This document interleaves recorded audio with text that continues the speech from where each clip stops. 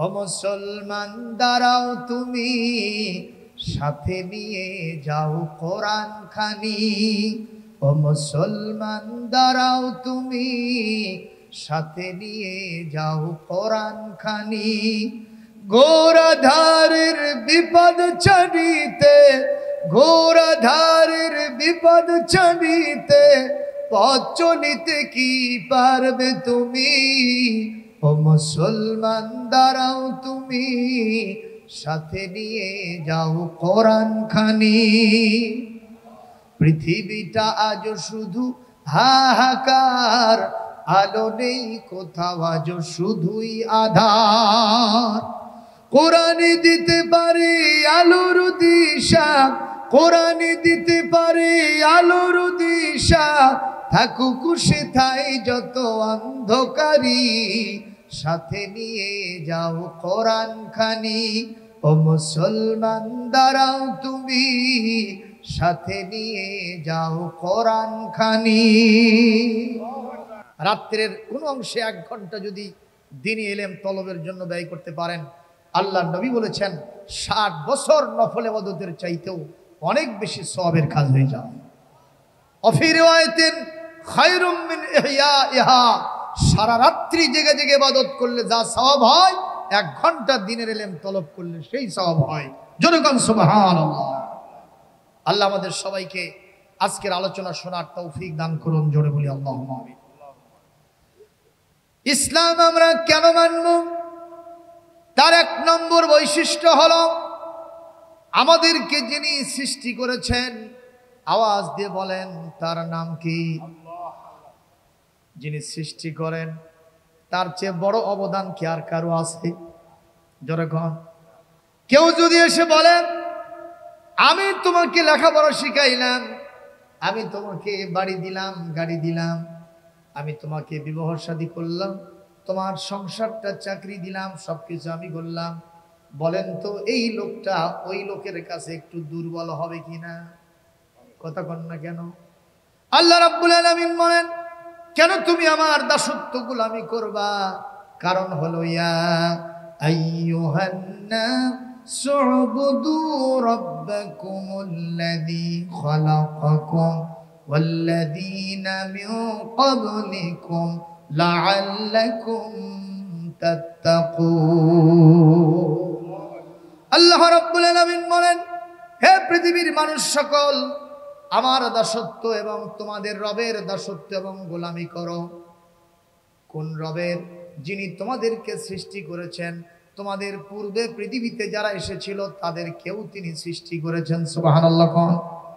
তার দাসত্ব এবং গোলামি যদি তোমরা করতে পারো, তোমরা মুত্তাকির জীবন যাপন করতে পারবে, তোমরা খোদা ভীরু হবে, আল্লাহ ভীরু হবে। এক কথায় তোমরা আল্লাহ পাকের ফার্স্ট ক্লাস বান্দা হয়ে যাবে। তাহলে দাসত্ব করতে হবে কার? কেন? তিনি আমাদের সৃষ্টি করেছেন। এখন আল্লাহ রাব্বুল আলামিন যেহেতু আমাদের স্রষ্টা, ইসলামের 1 নম্বর বৈশিষ্ট্য হলো এই ইসলাম ধর্মকে মহান আল্লাহ নিজেই পছন্দ করেছেন। একটু জোরে বলেন, আরো জোরে বলেন। কেউ যদি কোনো কাজ করে, আপনি জিজ্ঞাসা করেন ভাই এই কাজটা কেন নিয়মিত করেন, লোকটা বলবে আমার বাপ আর আমার মা এই কাজটা খুব পছন্দ করত, এজন্য বাপ মায়ের এই ভালো সিলসিলাটা আমি ধরে রাখছি। ঠিক কিনা কন? এখন আমাদের যিনি স্রষ্টা, তার যেটা পছন্দ এটা তো আমাদেরও পছন্দ হওয়া দরকার। ঠিক না? ঠিক বলেন। বলে হুজুর আল্লাহর কাছে যে ইসলাম পছন্দ, এ ব্যাপারে কোনো দলিল আছে কিনা? কোরআনে কারীম থেকে দলিল নেন। সূরা আলে ইমরানের ঠিক 19 নম্বর আয়াতের অংশ আল্লাহ পাক বলেন, ইন্নাদ-দীনা ইনদাল্লাহিল ইসলাম।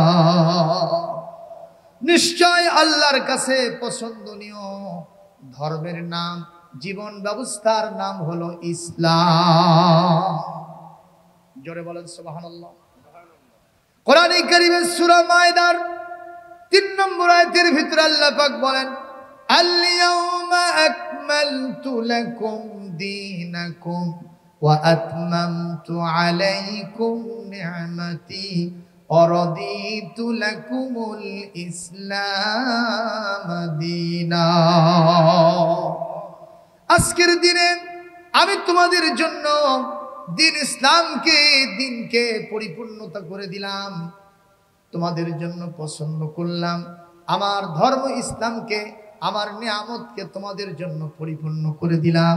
কাজী কিয়ামত পর্যন্ত আল্লাহর কাছে একটা ধর্মই পছন্দ হবে, সেই ধর্মের নাম কি?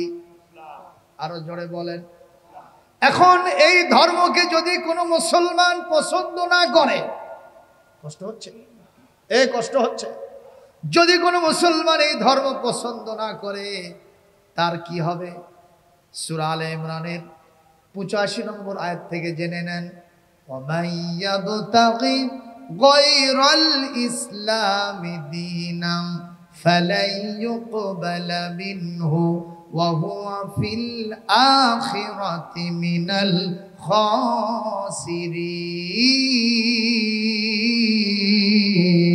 খাসিরিন।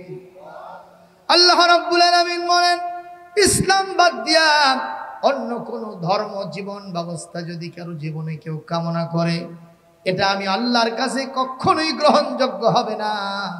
অবশ্যই কাল কিয়ামতে ওই হামান সাদ্দাত, ওই নমরুদ ফিরাউন, ওই দাকিয়ানুদ বাদশাহ, আবু জেহেল, আবু লাহাব, উতবা, শাইবা, ওয়ালিদ বিন মুগীরা, আখনাস বিন শুরাইক, ওই ওয়ালিদ ইবনে মুগীরা সহ ওই কাফেররা যেরকম জাহান্নামে গিয়ে ক্ষতিগ্রস্ত হবে, ইসলাম বাদ দিয়ে অন্য কোন ধর্ম যদি নিজের জীবনে কেউ কামনা করে, ওদের মতো ক্ষতিগ্রস্ত হয়ে সে জাহান্নামে যাবে। আমরা কি জাহান্নামে যেতে চাই? কোথায় যেতে চাই? তাহলে ইসলাম পালন করার কোনো বিকল্প? 1 নম্বর বৈশিষ্ট্য, ইসলাম কার পছন্দ? এই জন্য ইসলাম আমরা মানব ইনশাআল্লাহ।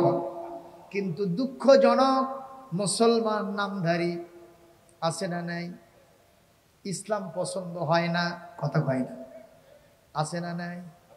তারা বলে, অনেককে দেখেছি ওয়াজ করতেছে, ওয়াজ মানে বক্তব্য দিচ্ছে নেতা কর্মীদের নিয়ে, হঠাৎ করে পাশের মসজিদে আজান হয়েছে, আল্লাহু আকবার, আল্লাহু আকবার, আল্লাহু আকবার, আল্লাহু আকবার, আশহাদু আন লা ইলাহা ইল্লাল্লাহ, আশহাদু আন লা ইলাহা ইল্লাল্লাহ, আশহাদু আন্না মুহাম্মাদার রাসূলুল্লাহ,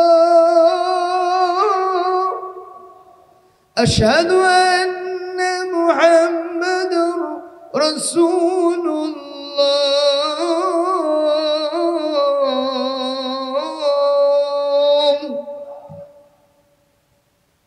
খুবই খারাপ লাগলো। এই জোরে কোন খারাপ লাগলো? ওই নেতাজি বলতেছে, ধর্ম একটা নেশা ছাড়া কিছু না। আমি বক্তব্য দিচ্ছি আর আজান দিল, এত সাহস! এরকম আছে না নাই খেতা? এ জোরে কোন আছে না না?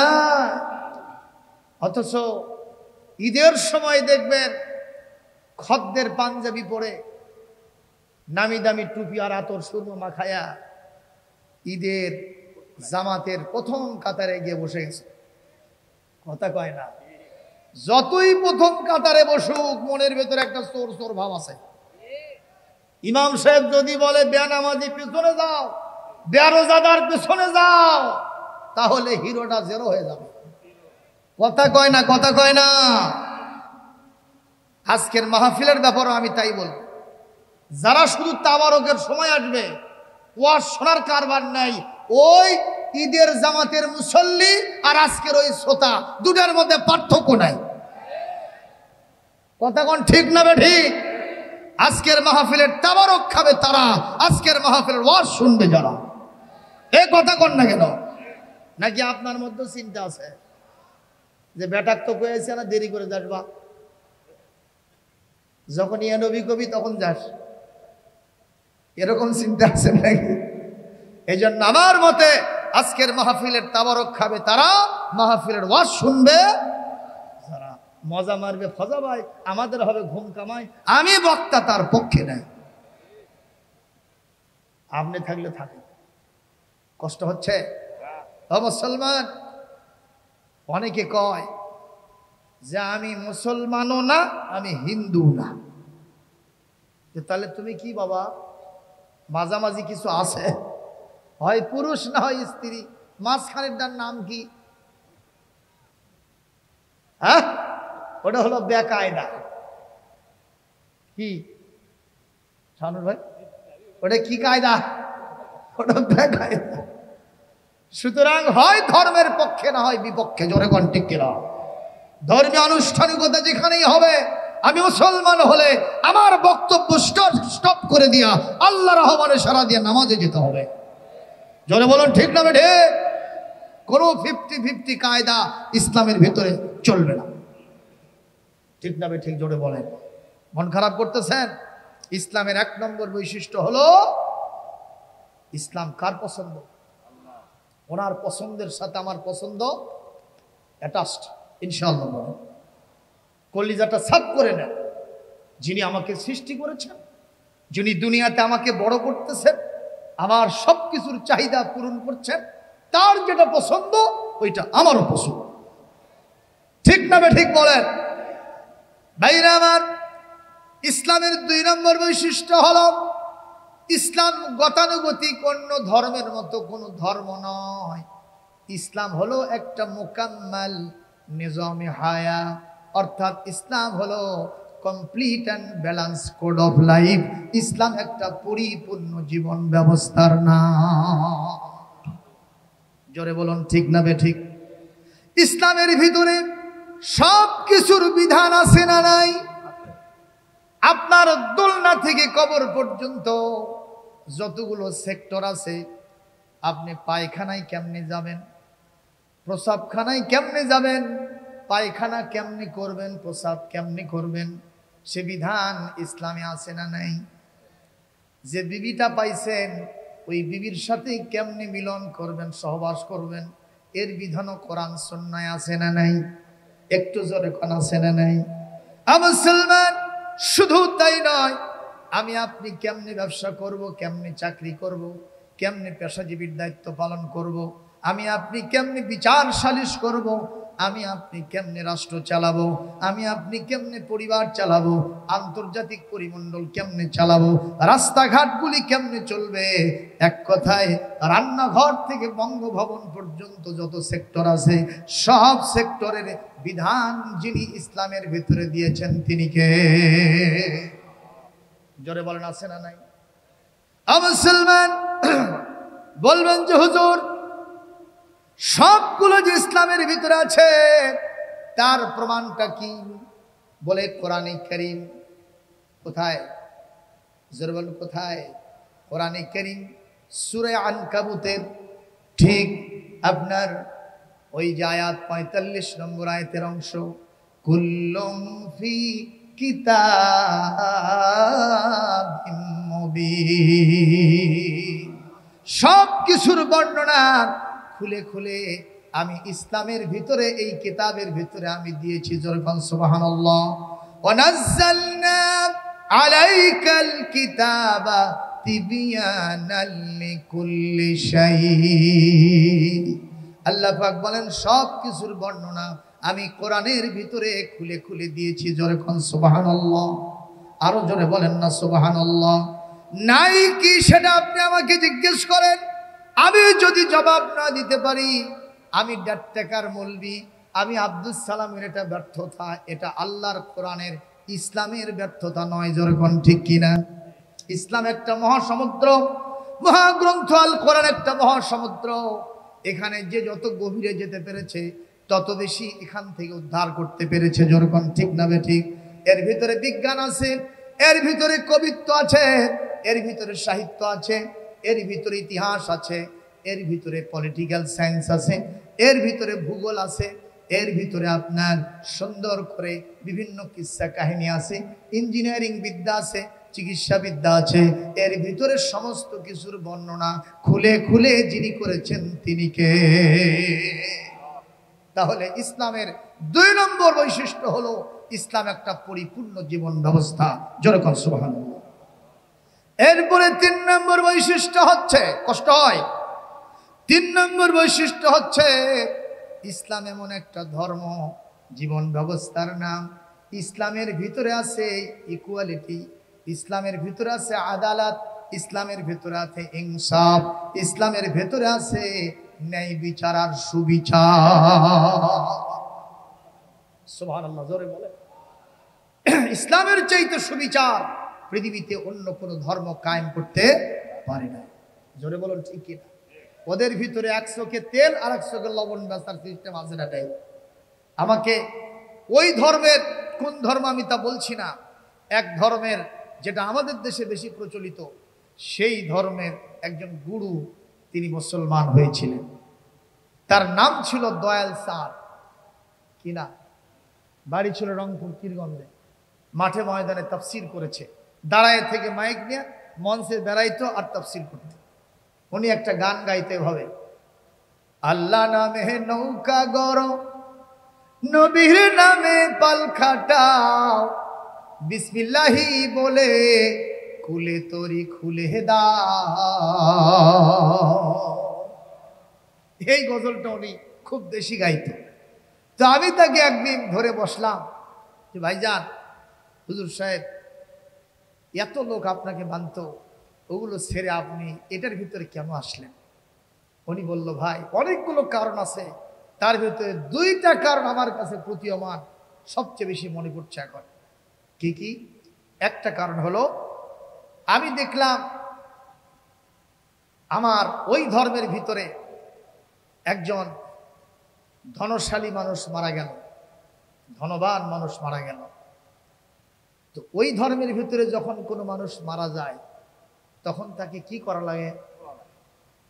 কথা কয় না, পুড়ে দাহ করে দেয়, ভস্ম করে দেয়, চাই করে দেয়। যেরকম ঠিক কিনা? তো উনি বলছে, আমি দেখলাম যেহেতু টাকা পয়সা বেশি, অনেকগুলো তেল কিনেছে, কেউ ঘি কিনে নিয়ে আসছে, তারপরে খড়ি টড়ি নিয়ে এসে এমনভাবে পুড়িয়ে সারখার করে দিল, একেবারে ছাই নদীতে ভেসে দিয়ে দিল। ভালো কথা।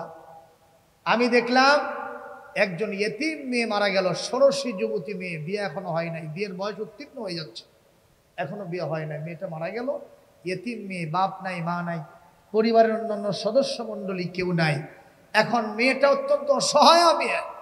এই মেয়ে যখন মারা গেল, আমি দেখলাম সমাজের কেউ তাকে ওখানে সৎকার করার জন্য আসলো না।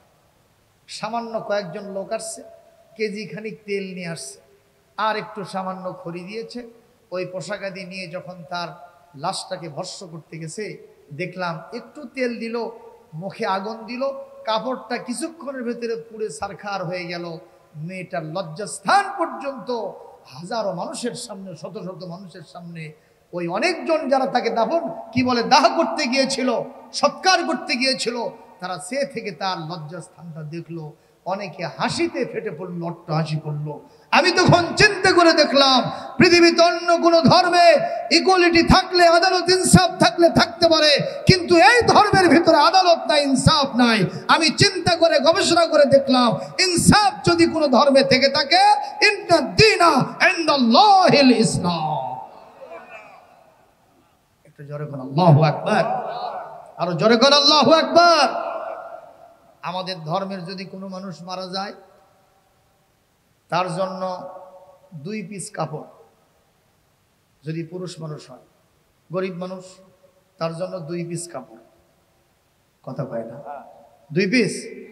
আর কোটিপতি মারা গেলে তার জন্য 3 পিস। এটা কি হয়? যখন হয়, আমাদের একজন দিন আনে দিন খায়, হ্যান্ড টু মাউথ, ছিন্নমূল মানুষও যদি রাস্তায় পড়ে মারা যায়, কোনো ঠাই ঠিকানায় নাই, যদি বোঝা যায় যে মুসলমান, সবাই পাগল হয়ে যায় লোকটাকে দাফন করার জন্য। 3 পিস কাপড় কোটিপতিকেও দেওয়া হয়, একজন দিন আনে দিন খায় ছিন্নমূল মানুষকেও 3 পিস কাপড় দেওয়া হয়। তার জন্য সহজ জায়গা হয়, কোটিপতির জন্যও সহজ জায়গা হয়। জোরে কোন কথা ঠিক কিনা? সুতরাং এই ধর্মের ভিতরে ইকুয়ালিটি আছে না নাই? আমাদের ধর্মে যদি কোনো মুসলমান মারা যায় তাকে দাফন করার বিধান দিয়েছেন কে? এই কোরআনে কারীমে সূরা আবাসার 21 নম্বর আয়াতের ভিতর আল্লাহ পাক বলছেন, সুম্মা আমাতাহু ফাআকবারাহু। আরো জোরে কোন। তোমাদের ভেতরে যদি কোনো মুসলমান মারা যায়, ইমানদার মারা যায়, চুপ করে থাকবা না। যে যেখানে কাজে আসো সেখান থেকে চলে আসো, আত্মীয় স্বজনকে খবর দাও, জানাজার জন্য ব্যবস্থা করো। তার গরম জলে, বড়ির পাতায় গরম জলে পানিতে তার গোসল করাও, সুন্নত তরিকায় আতর সুরমা মাখাও, সুন্দর করে 3টা পিস দাও, মহিলা মানুষের 5টা পিস দাও। এরপরে তাকে সুন্দর করে খাটনির উপরে রেখে দাও। এলান হয়ে যাবে, সকল আবাল বৃদ্ধ বনিতা দলমত নির্বিশেষে সবাই তার জানাজায় শরীক হয়ে যাও। জানাজা দিয়া পালকিতে করে সুন্দর করে লাশটা নিয়ে গিয়া সুন্দর করে বিসমিল্লাহি ওয়া আলা মিল্লাতি রাসূলিল্লাহ, আল্লাহর নামে আমি রাসূলের দলে তাকে উঠায়া দাও। জোরে বলেন সুবহানাল্লাহ। বিষয়টি ভালো না খারাপ? সবাই খাটনিতে যাবে কি যাবে না? সবার জানাজা হবে কি হবে না? আল্লাহ যেন আমাদের সবাইকে জানাজা নসিব করেন। জোরে কোন আমিন। অনেকে তো এমন আছে মুসলমান যারা নদীতে ভেসে যায়, জাহাজ ডুবি ঘটে, জানাজা হয় না। বন জঙ্গলে মেরে মেরে লাশটাকে নিয়ে গিয়ে ফেলে দিয়ে আসে। শিয়ালে খায়, কুকুরে খায়, কথা কোন ঠিক না বেঠিক? হিংস্র প্রাণীদের পেটে চলে যায়, জানাজা হয় না। আল্লাহ রাব্বুল আলামিন যেন এই সব বদনসিব থেকে আমাদের সবাইকে বাঁচায় দেন। অন্তত মারা গেলে ইমাম সাহেবের নেতৃত্বে একটা জানাজা হয়। জোরে কোন আমিন। কবি কত সুন্দর করে বলেছে, কত জানাজার পড়েছি নামাজ, দিয়েছি কত দাফন।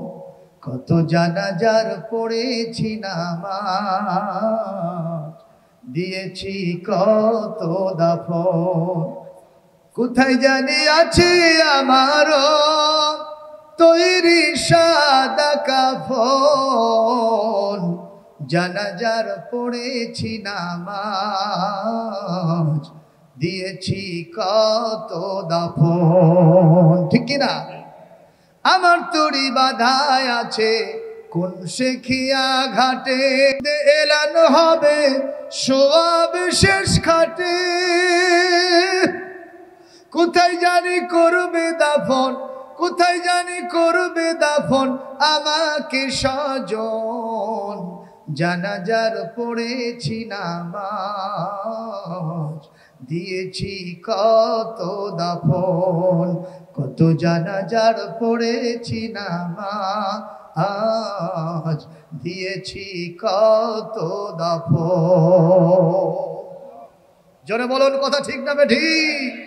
কবরে যাওয়ার পরে আমার এই সুন্দর দেহটা কি এইরকমই থাকবে ভাই? এ মুসলমান কথা বলেন, এরকম থাকবে?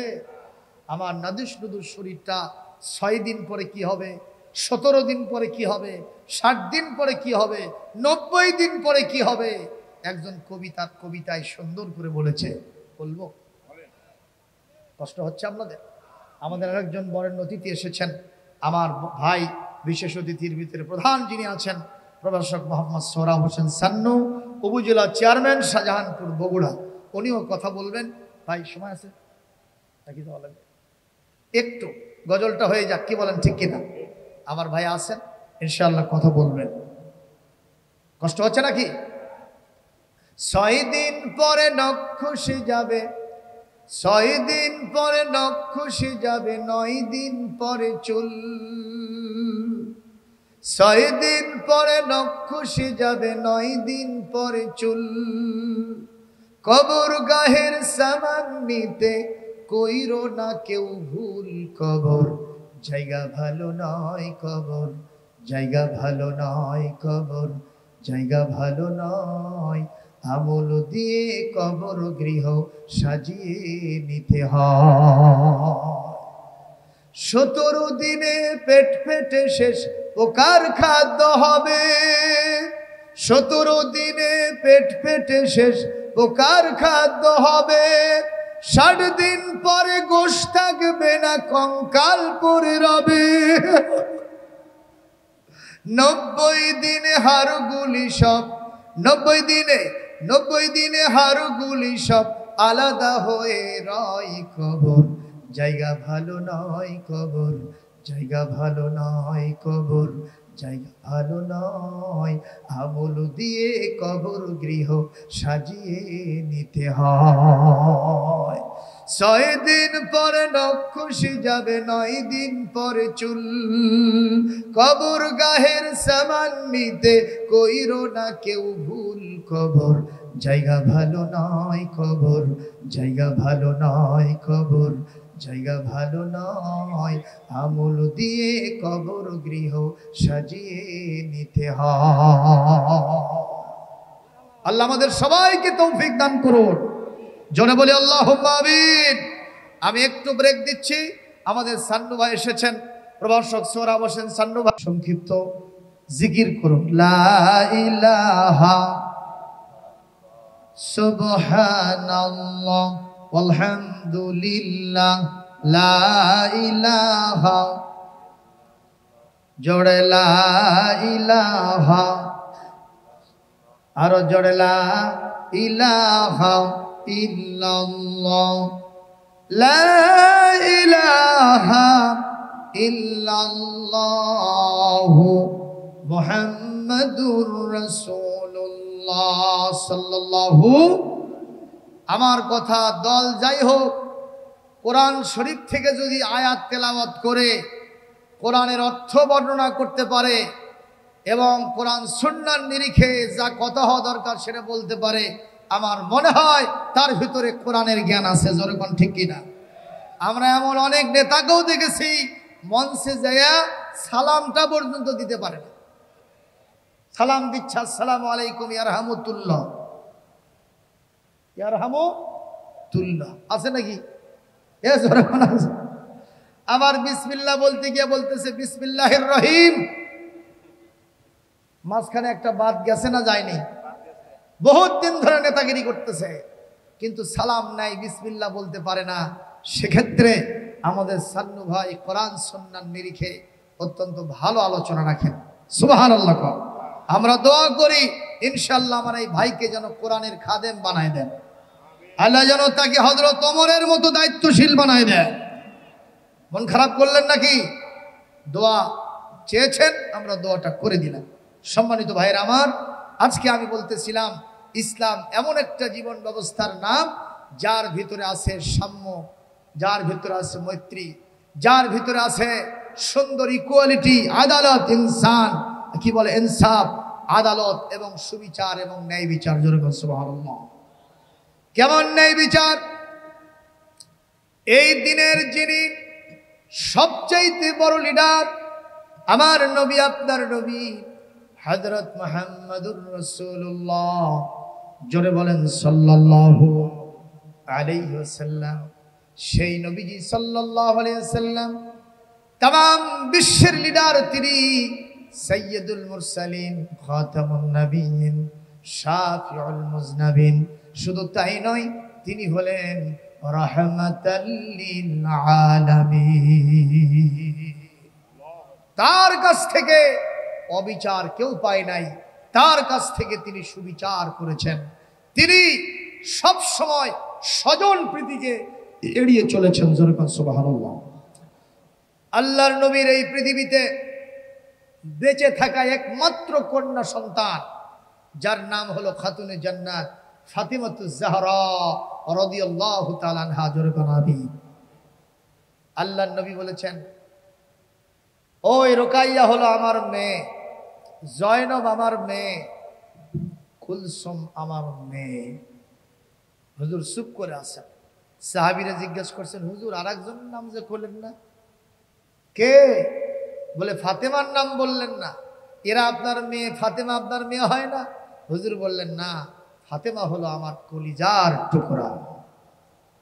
একটু জোরে বলেন। তাহলে বিশ্বনবীর কাছে ফাতেমার আদর কদর বেশি ছিল না কম ছিল? এবং ফাতেমা রাদিয়াল্লাহু তাআলা আনহা নবীকে কম ভালোবাসতেন না বেশি ভালোবাসতেন? ইন্তেকালের মুহূর্তে আম্মা জান আয়েশা বলেন, হযরতে রাসূল আকরাম সাল্লাল্লাহু আলাইহি সাল্লামের যখন ইন্তেকাল হয়, বিলাল কেঁদে কেঁদে ঝরঝর হয়ে যাচ্ছিলেন। সাহাবীদের ভিতরে অনেকেই ডিজার্টেড হয়ে গেছেন, আত্মহারা হয়ে গেছেন। সবার চাইতে বেশি যিনি কেঁদেছেন তিনি হচ্ছেন বিশ্বনবীর কলিজার টুকরা ফাতেমাতুজ জাহরা রাদিয়াল্লাহু তাআলা আনহা। হুজুর তার কান্না দেখে বললেন, ও মা ফাতেমা, আমার সব সহ্য হয়, তোমার কান্না আমার সহ্য হয় না মা, তুমি আমার কাছে এসো মা। খাতুনে জান্নাত বিশ্ব নবীর কাছে আসলেন, নবীজির মুখের কাছে খাতুনে জান্নাত তার কানটা দিলেন। বিশ্ব নবী কি যেন বললেন, খাতুনে জান্নাতের কান্না বন্ধ হয়ে গেল। সঙ্গে সঙ্গে আম্মা জান আয়েশা জিজ্ঞেস করলেন, মা তোমার আব্বাজি কি তোমার কানে কানে শুনাইলো আর তোমার কান্নাটা বন্ধ হয়ে গেল? খাতুনে জান্নাত বললেন, আমার আব্বাজি আমাকে বলল, মা তোমাকে কাঁদতে হবে না, তোমার কান্না আমার সহ্য হয় না মা, তুই কান্দিস না, তোকে কাঁদতে হবে না। আমার ইন্তেকালের পরে সর্বপ্রথম তোমার সাথে আমার দেখা হবে। তার মানে হুজুর ইঙ্গিত দিলেন, আমার ইন্তেকালের 6 মাসের ভিতরে তোমার ইন্তেকাল হয়ে যাবে। আল্লাহু আকবার।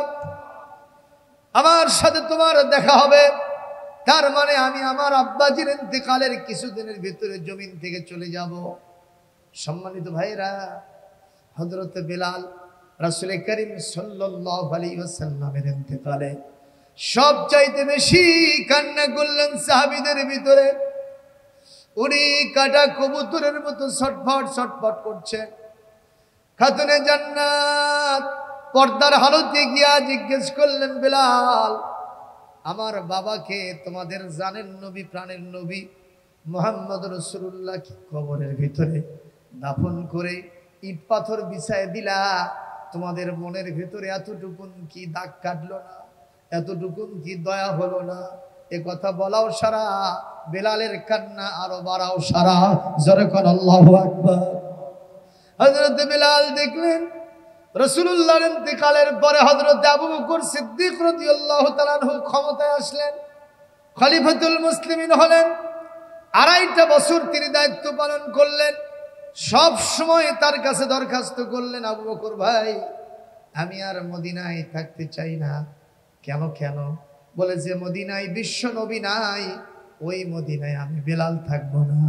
এই মদিনার মসজিদে আমি আর কোনোদিন আজান দেব না। আবু বকর বললেন, কেন দিবা না? আমি যখন বলবো আশহাদু আন্না মুহাম্মাদুর রাসূলুল্লাহ, সঙ্গে সঙ্গে আমি ওই মেহরাবের দিকে তাকাবো। এতদিন যখন আজান দিয়েছি, আমার নবীকে আমি ওই মেহরাবের ভিতরে দেখতে পেয়েছি। এখন যখন আজান দিব, আমি সাক্ষ্য দিব আশহাদু আন্না মুহাম্মাদুর রাসূলুল্লাহ। আমি তাকায় দেখবো আমার নবীর শূন্য খাঁচাটা পড়ে আছে, পাখিটা যেন উড়ে গেছে। আমি এমন জায়গায় আর কোনোদিন আজান দেব না, দেব না। হযরত আবু বকর বললেন, তোমার কি দরখাস্ত? বলে আমি আর মদিনায় থাকবো না, আমি সিরিয়াতে যাব, দামেস্কের মসজিদে যাব। হযরত আবু বকর বললেন, যতদিন অন্তত আমি আছি, তুমি আজান দাও আর না দাও, তোমাকে দেখলেও অন্তত মদিনার মসজিদের মিনারের কথা, বিশ্ব নবীর সময়ের সে আজানের কথা মনে হবে। হযরত বেলাল আফসোস করলেন। আবু বকর 2.5 বছর শেষ হলো। হযরত ওমরের কাছে দরখাস্ত করলেন, আমি মদিনায় থাকবো না। হযরত ওমর দেখলেন তার কিউরিসিটি খুব বেশি এখানে না থাকার জন্য, তিনি তাকে পারমিশন দিয়ে দিলেন। হযরত বেলাল ইবনে রাবাহ, বেলাল হাবশী চলে গেলেন সিরিয়াতে, দামেস্কের কেন্দ্রীয় মসজিদে। আজান দেন না, কিন্তু সেখানকার মুসল্লিদের সাথে তিনি নামাজ কালাম পড়েন। কারোর সাথে খুব বেশি একটা কথাবার্তা বলেন না, নিঃসঙ্গ জীবন যাপন করেন। অনেক দিন পর হযরত ওমরের রাষ্ট্রীয় সফর হলো সিরিয়ার দামেস্কে।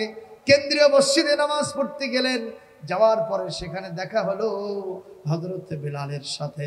দেখা হওয়ার পরে সালাম দিয়া মুসাফা মুআনাকা করলেন, বুকের সাথে জড়িয়ে ধরে বললেন, বিলাল ভাই কতদিন তুমি মদিনায় নাই, তুমি এসেছো মক্কা, কি বলে এই সিরিয়ার দামেস্কের কেন্দ্রীয় মসজিদে, অন্তত এই জায়গায় তুমি একটাবার আজান দাও, তোমার আজান শুনে আমাদের কলিজাটা ঠান্ডা করি।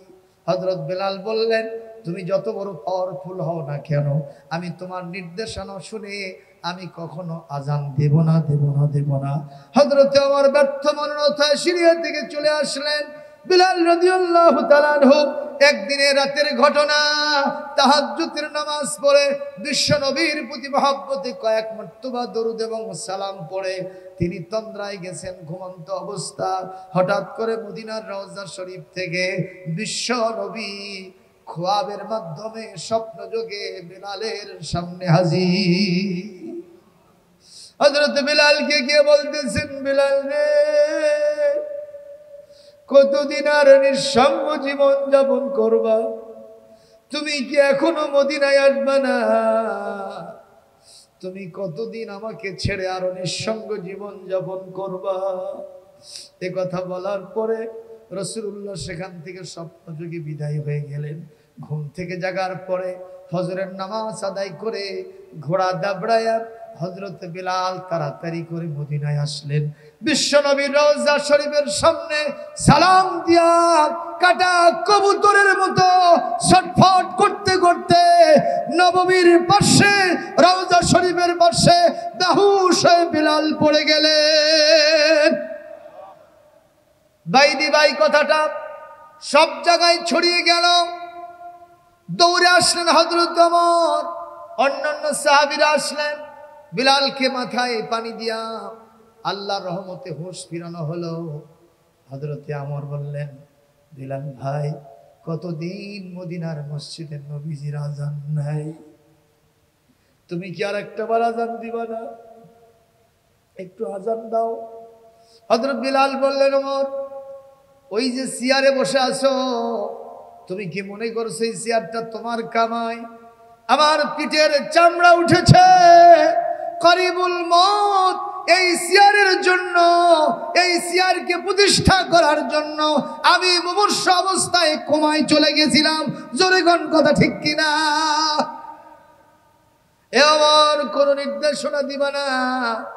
আমি একদিন বলেছি এই মসজিদে আমি আর কোনোদিন আজান দিব না, কোনোদিন আমি আর ওই মিনারে দাঁড়াবো না। আজান যদি দেই আর যদি ওই মেহরাবের দিকে তাকায় আমার নবী থাকবে না, এটা দেখাও সারা আমি কলিজা ফেটে মারা যাবো সারা, সুতরাং আমি আর আজান দেব না। এ কথা যখন তিনি বললেন সঙ্গে সঙ্গে সাহাবীরা এসে তাকে অনেকবার সাধলেন, তিনি আজান দেন না। বাইদি বাই কথাটা বিশ্ব নবীর দৌহিত্রদয় ইমাম হাসান আর হুসাইন রাদিয়াল্লাহু তাআলা আনহুমার কাছে পৌঁছে গেছে। বিলাল সিরিয়া থেকে এখন আবার মদিনায় এসেছে। দুই ভাই ঊর্ধ্বশ্বাসে ছুটে গেছে, যাওয়ার পরে বিলালকে সালাম দিয়েছে, মুসাফা মুআনাকা করেছে, বুকের সাথে জড়িয়ে নিয়ে বলতেছে, চাচাজি আজ কতদিন হয়ে গেল এই মদিনার মসজিদে সুললিত কণ্ঠে আপনার কণ্ঠে আমরা আজান শুনি না। চাচাজি আমাদের কানে গেছে, আমিরুল মুমিনিন ওমর আপনাকে নির্দেশ দিয়েছেন, আপনি আজান দেন নাই, অনুরোধ করেছেন, আপনি আজান দেন নাই। শুধু তাই নয়, এই মসজিদে আজান দেওয়ার জন্য কত শত সাহাবী এসে আপনাকে অনুরোধ করেছেন, আপনি কারো কথা শোনেন নাই। আপনি কি আমাদের দুই ভাইকে দেখেছেন আমরা কারা? ও চাচা আমরা কারা, আমাদেরকে চেনেন? এই কথা বলাও সারা বেলালের চোখ থেকে দরদর করে পানি পড়াও সারা। হাসান হুসাইন তোমাদেরকে তো আমি চিনি, তোমরা কি জন্য আসছো সেটা বলো। ভাইরা কষ্ট হচ্ছে, চলবে না মোনাজাত দেব? আর একটু চলবে? দেখি কারা কারা চলার পক্ষে, একটু হাতটা আল্লাহকে দেখা, আর আল্লাহর নামে একটা জোরে স্লোগান দেন, লিল্লাহে তাকবীর, নারায়ে তাকবীর। আল কোরআনের আলো আজকের মাহফিল সফল হোক, সফল হোক। বোবা স্কুল মাঠের মাহফিল, ব্যবসায়ী কমিটির মাহফিল, নারায়ে তাকবীর, নারায়ে তাকবীর। হযরত বিলাল বললেন, তোমরা কি চাও? বলে, চাচা কিছুই চাই না, আমরা চাই আমার নানাজি যখন বেঁচে ছিলেন, যেই সুরে আমার নানার সময় আজান দিতেন, আপনি আমরা দুই ভাইয়ের অনুরোধে এই মিনারে দাঁড়ায় আর একটা বার আজান দিবেন। জোরে বলেন সুবহানাল্লাহ। এ আরজ করা শুনে হযরত বিলালের চোখ থেকে দরদর করে পানি পড়া সারা। হযরত বিলাল রাদিয়াল্লাহু তাআলা আনহু থরথর করে কাঁপতে থাকলেন আর বললেন, এ হাসান হুসাইন, আমিরুল মুমিনিন ওমর নির্দেশ দিয়েছেন, মানি নাই। কত শত সাহাবী এসে অনুরোধ করেছেন, কারো কথা মানি নাই। কিন্তু এই মুহূর্তে তোমরা এমন দুইটা ভাই আমার সামনে হাজির হয়েছ, আমি আমার চর্মচক্ষে দেখেছি।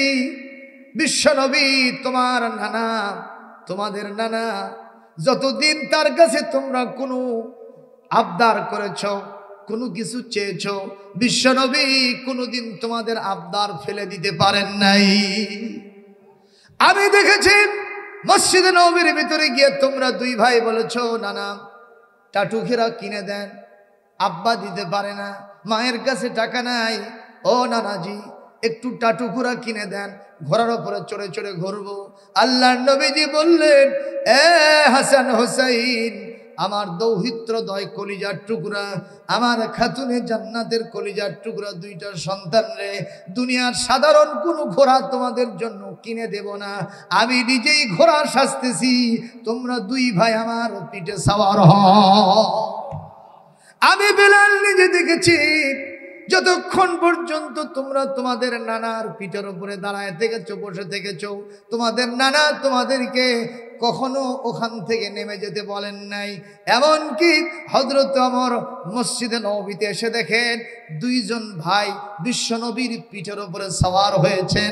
হযরত ওমর তখন বলেছেন আর কেঁদে ফেলেছেন, আহ, পৃথিবীর শ্রেষ্ঠতম টাটু ঘোড়ার উপরে দুইজন শ্রেষ্ঠ সওয়ারি আরোহণ করেছে। এ হাসান হুসাইন, নবীজি নিজে না খেয়ে থেকে তোমাদেরকে খাওয়াইছেন। যখন ফাতেমার বাড়িতে খাবার ছিল না, তোমরা দুই ভাই খুব জেদ ধরেছিলে। তোমরা যখন খুব জেদ করেছ, তোমার মা তোমাদের দুই ভাইয়ের গালে দুইটা থাপ্পড় মেরেছে।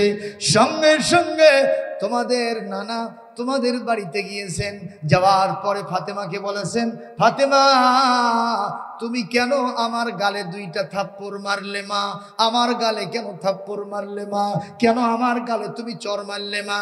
আমার ফাতেমা বলেছেন, খাতুনে জান্নাত বলেছেন, ইয়া রাসূলুল্লাহ, ইয়া হাবিবাল্লাহ, আব্বাজি সত্যি করে বলছি, আপনার গালে আমি থাপ্পড় মারি নাই, আমার দুইটা ছেলের গালে আমি থাপ্পড় মেরেছি। বলে, মা দেখ দেখ, চেয়ে দেখ দেখ, তোর ছেলের গালে থাপ্পড় মেরেছিস মানে আমার গালে সরের দাগ উঠে গেছে। খাতুনে জান্নাত চেয়ে দেখেন বিশ্বনবীর দুইটা গাল মোবারকে আহারে গন্ডু দেশে থাপ্পড় আর সরের দাগ উঠে গেছে। এত ভালোবাসা যেই নবীজি তোমাদেরকে দিয়েছেন, সেই নবীর দুইটা কলিজার টুকরো তোমার কাছে, তো আমার কাছে এসে আরজ করেছ আর একটা বার আজান দেওয়ার জন্য। আমি এই মুহূর্তে আল্লাহর কসম দিয়ে বলি, সবার আহ্বান আমি দাবি ফিরে দিতে পারি, তোমাদের দুই ভাইয়ের দাবি আমি ফিরে দিতে পারলাম না। আমি আর একটা বার ওই মিনারে উঠে আমি নবীজির স্মরণে আল্লাহর মহব্বতে আজান দিব। লিল্লাহে তাকবীর, লিল্লাহে তাকবীর। কষ্ট হচ্ছে শোনা? হযরত বিলালকে বললেন, চাচা তাহলে দেখি একটু আজান দেন। হযরত বিলাল রাদিয়াল্লাহু তাআলা আনহু যখন আজান দিতেন, তখন কিন্তু তার শিন উচ্চারণ হতো না, উনি আশহাদু আল্লাহ বলতে গিয়ে আসহাদু আল্লাহ বলতেন, শিন উচ্চারণ হয় না, কিন্তু তারপরেও আরশে আজিম বেলালের আজান ছাড়া কারো আজান কবুল করে না। সুবহানাল্লাহ। একদিন অসুস্থ থাকার কারণে বিশ্ব নবীর থেকে তিনি ছুটি নিয়েছেন। এই সুযোগে আব্দুল্লাহ বিন উম্মে মাকতুমকে দিয়ে তিনি আজান দোয়াইছেন। জিবরাইল আমিন শাহ করে সে বলছেন, মদিনার মসজিদে আজান হলো না কেন? আল্লাহর নবী বললেন, আজান হয়েছে, বেলাল অসুস্থ। সেই সুযোগে আমি আব্দুল্লাহ বিন উম্মে মাকতুমকে দিয়ে আজান দোয়াইছি বলে আজান হতে পারে, আরশ পর্যন্ত সে আজান যায় না। বেলালের কি চেহারা ভালো ছিল সেই জন্য নাকি? কণ্ঠস্বর সুন্দর ছিল সেই জন্য? রূহে বেলালি